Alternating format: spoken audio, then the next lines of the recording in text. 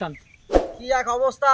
এই মসজিদের ইমাম সাহেবের খোঁজ করছিলাম, কোনে গেল হুজুর? এখন তো নামাজের সময়ও না। হুজুরের কোনে মনি এ হুজুর কোনে গেছে জানিস? হ্যাঁ, কোন দিকে? হুজুর ধান লাগাই ওই জায়গায়। ও আচ্ছা, দেখ হুজুর একটু খোঁজ করি, আমার খুব একটা দরকার এখন তো।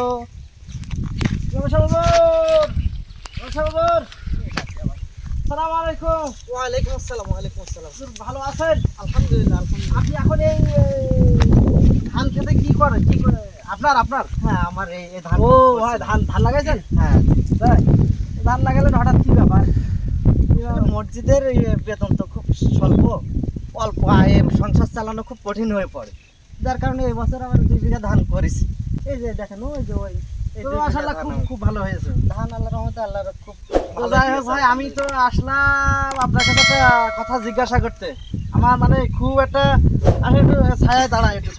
হ্যাঁ, আচ্ছা, আপনার কষ্ট দিলাম না? কোনো সমস্যা নেই, আলহামদুলিল্লাহ। সমস্যা হলো, আপনার পিছনে তো অনেকদিন যাবত নামাজ পড়তেছি। জি জি। কিন্তু আপনি এই ওয়াজ শিখলেন কোন জায়গাতে? সেই 2-3 সপ্তাহ এই ওয়াজ কোনে পাইছেন? মানে কি ওয়াজ কি খারাপ হয়েছে নাকি? না ভাই, ওয়াজ খারাপ ভালো করছি রে। আপনি যে ওয়াজ করেছেন এই 2-3 শুক্রবার, মনটা জড়াই গেলে। তা আপনি তো 20-25 বছর এই মসজিদে ইমামতি করেন, এই ধরনের ওয়াজ করতে তো আমি কোনোদিন শুনিনি। আমি হঠাৎ এতদিন যাবত আপনি ওয়াজ করিয়েছেন, নামাজ, রোজা, ওয়াজ, যাকাত, তাসবিহ, তালকিন, মেসাক, উযু, কুলুব, এই কথাগুলো আপনি বলিয়েছেন, এই ওয়াজগুলো করিয়েছেন। তা এই যে একটা গরম ওয়াজ, আমি তো এর চাই বেশি আর কোনোদিন শুনিনি তো এর আগে। ও আচ্ছা আচ্ছা, আপনি একটু যদি বলতেন আমার। আচ্ছা ঠিক আছে, সমস্যা নেই। আসলে এতদিন আমরা টুপি, দাড়ি, মেসওয়াক এই সমস্ত ওয়াজই আসলে করেছি। আপনার কথা ঠিকই আছে, কারণ আপনি তো আসলে ওয়াজ তো মনোযোগ দিয়ে শুনেছেন দেখছি। আমি শুনি। যাক, আলহামদুলিল্লাহ। তা এটা খুব ভালো দিক। তবে কি, আমরা আসলে আগেও জানতাম ওয়াজ, কোরআন হাদিস আমরা যেহেতু মাদ্রাসায় পড়েছি, কোরআন হাদিস, ইজমা, কিয়াস, আমরা এই অনেক হাদিস গ্রন্থ, সিয়াসেত্তার হাদিস, এগুলো আমাদের সব পড়া ছিল। কিন্তু সমাজে, রাষ্ট্রে মানে ইসলামিক নিয়ম নীতি খুব একটা বেশি ভালো চালু ছিল না, বা আমরা কথা বললেই তো আমাদের হ্যান্ডকাপ পড়ে যেত হাতে, কথা বলতে পারতাম না।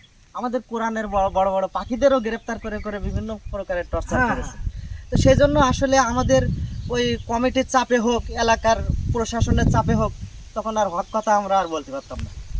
তো ইদানিং আপনারা দেখেছেন যে আমাদের রাষ্ট্রে আমরা নতুন স্বাধীনতা, হ্যাঁ, বৈষম্য বিরোধী ছাত্র আন্দোলনের মধ্য দিয়ে আমরা একটা বিজয় অর্জন করেছি। আর সেই বিজয়ের কারণে আনন্দে আমরা কোরআনের কথাগুলো, আল্লাহর কথাগুলোকে আল্লাহর জমিনে সকল মানুষের কাছে সেই হক কথাগুলো পৌঁছে দিচ্ছি। না ভাই, আপনার ভালো লেগেছে নাকি খারাপ লেগেছে? আমি তো এতদিন মনে করতাম যে এগুলো মানে কোরআন হাদিসই নেই, আমার যা মনে হয় আমার এগুলো কোরআন হাদিসই নেই, এই জন্য হুজুরিরা কয় না।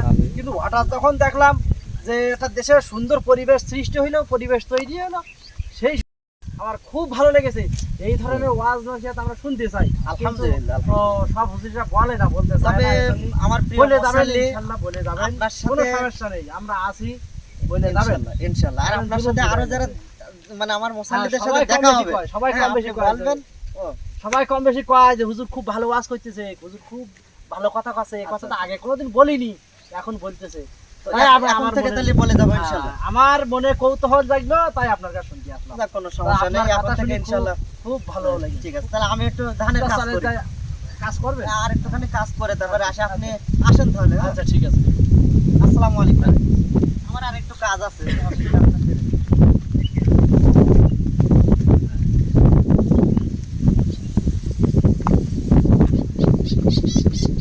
ধান তো আল্লাহ দিয়েছে, আল্লাহ মাশাআল্লাহ, কাজ হয়ে গেছে, এবার বাড়ির দিকে যাই।